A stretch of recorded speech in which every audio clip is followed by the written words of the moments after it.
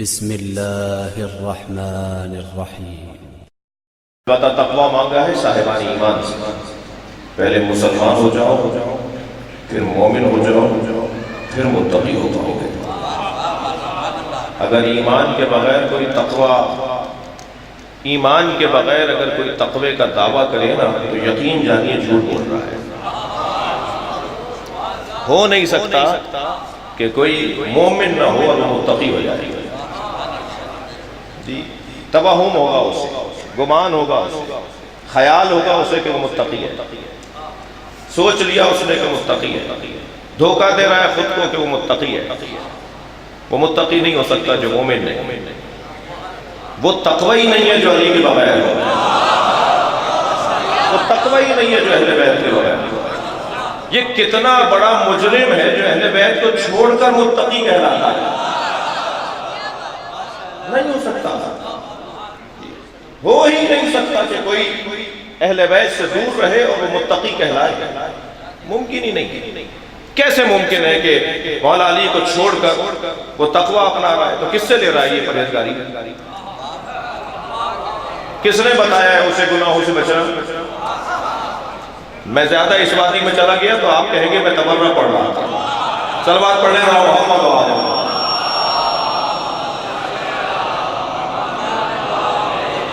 اچھا، یا تو آپ کچھ خستہ ہیں، کچھ تھکے ہوئے ہیں،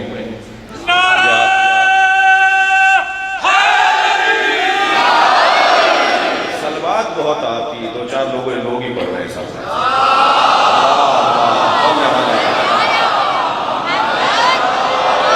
بھائی جتنی بلند صلوات پڑھیں گے نا اتنی منافقت بھاگے گی۔ اللہم صل علی نماز، صلوات منافقت کو رکنے نہیں دیتی، منافقت فرار کر جاتی ہے۔ وہاں منافق نہیں ہوتے جہاں آل محمد میں صلوات بھیجی جائے۔ لہذا جب صلوات کی بات ہو تو صلوات ہو، صلوات پڑھیں۔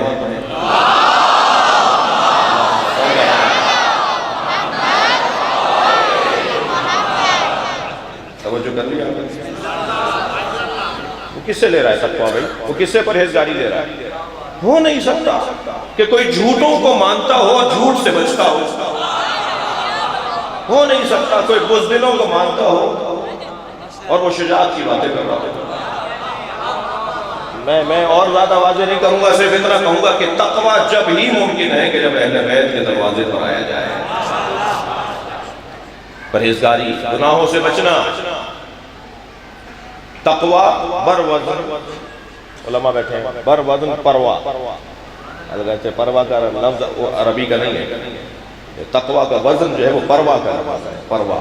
انہیں پرواہی نہیں، انہیں بہت پرواہ ہے، وہ اس کام کی پرواہ کرتے ہیں، انہیں اپنے گھر کی پرواہ ہے۔ یہ پرواہ یعنی توجہ، خیال، احساس، جی، وہ غافل نہ ہونا۔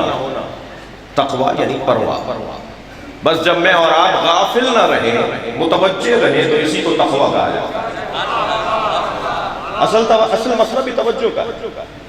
کوئی شخص بھی گناہ کے قریب نہیں جاتا مگر یہ کہ ایک بڑی تعداد بے پرواہی کی وجہ سے، لاپرواہی کی وجہ سے، بے توجہی کی وجہ سے ہو گیا، کر لیا، توجہ نہیں تھی، احساس نہیں تھا۔ لہذا سب سے سادہ زبان میں اگر میں ان بچوں کے لیے بھی کہوں تو پرواہ، احساس۔ اے صاحبان ایمان اتقوا اللہ، تقوی پروردگار اختیار کرو۔ تقوی، قید، بچو، یہ ہماری فطرت ہے۔ ہم پیدائشی طور پر متقی ہیں۔ یہ ہمارا دودھ پیتا ہوا بچہ، یہ ہمارا گود کا بچہ بھی ہر چیز نہیں کھاتا، ہر ایک کی گود میں نہیں جاتا۔ یہ جو نہیں کرتا یہی تو تقویٰ ہے۔ اور یہی نہ کرنا اگر اللہ کی خاطر ہو جائے تو یہ ولی اللہ بنا دیتا ہے۔ میں جتنا ممکن ہے تقویٰ کو آسان کروں گا بچوں کے لیے۔ اتنا زیادہ اسے ایسے پیش کیا گیا ہے کہ اس طرح سے چڑ سے ہوئی بھی ہے کچھ لوگوں۔ تو یہ تو میرا ممبر کا کام ہے نا کہ جن چیزوں، اچھی چیزوں سے اگر چڑ ہونے لگے تو اس کو اتنا اچھا پیش کیا جائے کہ اسی سے پیار ہونے لگے۔ صلوات پڑھنے والا محمد و آل محمد۔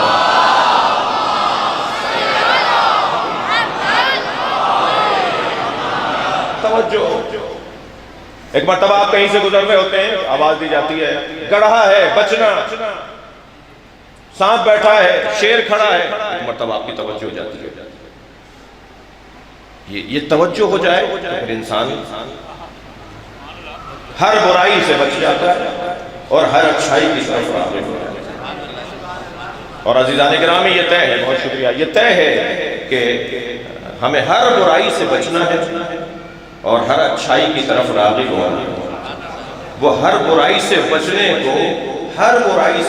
کو نہی عن المنکر کہا جاتا ہے اور ہر اچھائی کی طرف راغب ہونے کو امر بالمعروف کہا جاتا ہے۔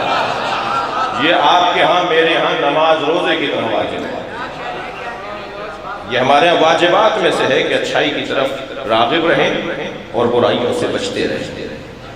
جی تھوڑی خوش گفتگو سن لیجیے، یہ میرے اوپر اور آپ کے اوپر واجب ہے کہ ہم ہر برائی سے بچیں، ہر اچھائی کی طرف راغب رہیں۔ برائی اور اچھائی دقت چاہوں گا، معروف اور منکر، برائی منکر، اچھائی معروف، یہ کوئی ہمیں بتائے گا نہیں کہ یہ برائی ہے۔ اگر کوئی ہمیں بتائے گا تو پھر اس کا مطلب یہ ہے کہ یہ فطری نہیں ہے۔ بچے کو کوئی بتاتا ہے کیا کہ بھوک کیسے لگتی ہے؟ بدن کو کوئی سمجھاتا ہے کہ سردی میں کیا کرتے ہیں، پیاس لگتی ہے تو کیا کرنا پڑتا ہے، یہ کوئی سکھاتا ہے؟ فطری چیزیں سکھائی نہیں جاتی، فطری چیزیں انسان اپنی ماں کی گود سے لے کر آتا ہے۔ اگر تقوی فطری ہے تو کوئی یہ نہیں بتائے گا کہ فلاں چیز اچھی ہے اور فلاں چیز بری ہے، اندر سے آواز آئے گی یہ برائی ہے، اندر سے آواز آئے گی یہ اچھائی ہے۔ معروف اندر سے فطرت سے آواز آئے گی یہ اچھا ہے، منکاری اندر سے پکار ہے کہ یہ بری چیز ہے۔ ہاں یہ طے ہے، یہ بات ہے کہ بعض اوقات وہ جو اندر کی آواز ہوتی ہے وہ ذرا دھیمی پڑ جاتی ہے، وہ اندر کی جو آواز ہے وہ ذرا ہلکی پڑ جاتی ہے اور اتنی کبھی کبھی گھٹنے لگتی ہے، وہ اندر والی آواز اتنی گھٹنے لگتی ہے کہ آواز آتی نہیں ہے کہ کیا کہہ رہے ہیں۔ اگر کبھی اندر کی آواز گھٹنے لگے تو سمجھ لیجئے کہ ماحول نے اثر کیا ہے، فوراً مجلس میں آ جاؤ تاکہ ماحول کا اثر مٹ جائے۔ میرے مولا علی علیہ السلام فرماتے ہیں اللہ نے نبیوں کو بھیجا ہی اس لیے ہے کہ فطرت کو سالم کر دے، اچھائیوں کی تمیز بحال ہو جائے، برائیوں سے نفرت بحال ہو جائے۔ بس یہ اگر میں نے کسی طرح سے کر لیا، کسی طرح میں نے اپنی فطرت کو سالم کر لیا۔ میں نے ایک جملہ کہا کہ انسان نسیان سے ہے، اہل دقت بیٹھے ہیں، علماء کرام تشریف فرمائے، آپ سب ایک بڑی تعداد اہل مطالعہ کی بیٹھی ہے، یہ فطرت کسی طرح سے سالم کرنی ہے۔ ہم انسان یعنی نسیان، بھولنے کا مرض ہے، تو جو بھولنے کا مرض رکھتا ہو، مجھے معاف کیجئے گا، اس کو میں بہتر کر لیتا ہوں، بھولنے کی عادت رکھتا ہوں، عادت مرض نہیں ہے، تو اگر بھولنے کی عادت رکھتا ہو تو پھر اس کے لیے انتظام بھی ہونا چاہیے، اور انتظام یہ اللہ کا کام ہے۔ اِنَّ عَلَيْنَا لَلْهُدَىٰ، میری ذمہ داری ہے کہ میں تمہیں ہدایت دوں۔ بھئی اللہ نے ہم پہ واجب بہت چیزیں کی ہیں، یہ واجب وہ واجب، یہ واجب وہ واجب، اپنے اوپر بھی اس نے 2 واجب رکھے ہیں، 2 چیزوں کو اس نے اپنے اوپر بھی واجب کیا ہے، ایک ہمارے رزق کو اپنے اوپر واجب کیا ہے، ایک ہماری ہدایت کو اپنے اوپر واجب کیا ہے۔ رازق ہوا ہے، رازق ہوا ہے، رزق دینے والا ہوا ہے، میری ذمہ داری ہے اطاعت، رزق دینے کی ذمہ داری اس کی ہے۔ دوسرا ہدایت اس نے اپنے پر لی ہے، یہ اللہ کا نظام ہدایت ہے جسے کربلا کہا جاتا ہے۔ صدیوں سے، ہزاروں سال سے نظام ہدایت ایسا چلا آیا کہ جس میں رکھنے آتے رہے، جس میں رکاوٹیں آتی رہی، نبیوں کی محنتوں کو کاؤنٹر کرنے کے لیے، ان کا مقابلہ کرنے کے لیے ایسی ہی طاقتیں آتی رہی۔ اب ایک ایسی ضرورت تھی کہ ایسا نظام مرتب کیا جائے کہ کوئی بڑی سی بڑی طاقت اس نظام کو مختل نہ کرنے پائے۔ اس کی راہ میں خلل نہ ڈالنے پائے. لہذا اللہ نے آخری نبی کے زمانے میں کربلا کے ذریعے سے نظام ہدایت قائم کیا ہے. یہ جملہ میرا تکراری ہے، فیصلہ اسلام آباد والے دوست مجھے معاف کریں گے. سن 61 ہجری میں امام حسین نے جس عالمی اوپن یونیورسٹی کی بنیاد رکھی تھی نا، اس کا یہ ایک کیمپس ہے. یہ کلاس ہو رہی ہے جی، اس کی ایک کلاس ہے.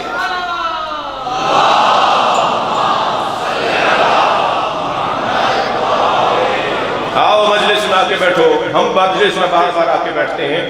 ہر شخص کو اپنے مطلب کی بات، اپنی تکلیف کی دوا، اپنے مرض کا علاج ہر شخص اپنا اپنا لے کے جاتا ہے. کسی کو کیا پریشانی تھی روحانی طور پر، کسی کو کیا پریشانی تھی نفسانی طور پر، کسی کو کیا پریشانی تھی فطرت کی مشکلات میں. وہ مجلس میں آتا ہے، اسے وہ پریشانی دور ہو جاتی ہے. اور ایک کامن، ایک مشترکہ جو پریشانی ہم سب کی ہے وہ ہے تکبر کی بیماری. ہم فرش پر بیٹھ کے تکبر میں ڈالتے ہیں، ہم زمین پر بیٹھ کے جوتیاں اتار کے سلوات پڑھیں ذرا محمد آج.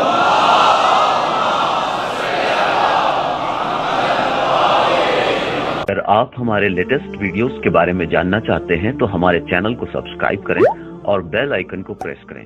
شکریہ.